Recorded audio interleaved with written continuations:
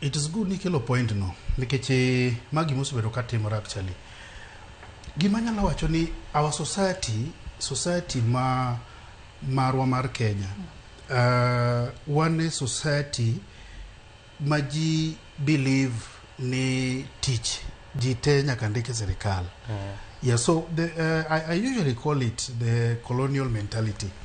Colonial mentality ma will only push for white collar jobs, what we call the white collar jobs. Tereni ibed money office. And another thing mabe timore gi yudhe wa masani, kara na Joma tindo masani, ni gidwaro gik mapiyo, gik madhi mapiyo, you know. To gimora mora and George Bunyisi kae kaka jawala ni ewala kae gima dware en patience and consistency.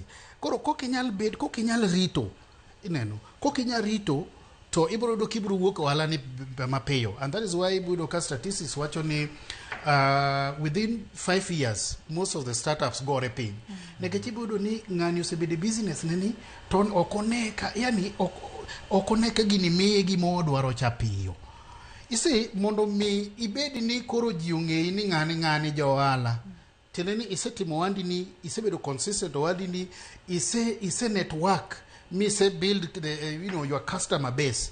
Maji ong'eyi ni ng'ane so and so timo tich kama to tije ni kaluwore gi gik quality mabe ichiwo in terms of karana goods, in terms of the services, mane mo miwang ni ger ohala ni mo bedo ohala. To kidonjo ohala to in garaka mar loso pesa. Yo ibu wuok ohala mapiyo moloyo kaka ni donjo. And I want to tell youth ni ng'ato kata kaka an achako go ohala. Okay, I'm a trained teacher, high school teacher. I high school for some time, but I felt ni pesa mana yudo high school not enough, so I got into business. Mondo donje business ni took some time. It took almost like 5 years. Yeah, mondo mina learn business ni mabe. The business mana diye usiep na more mano inviter. So it took me time. After that, I also got into adonje kirana puny mag university and ariwe gi consultancy, kata na consultancy no bende. I had to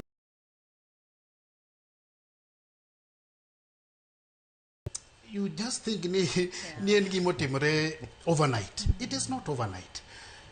En gimo setimore for a long time, and it takes strategy.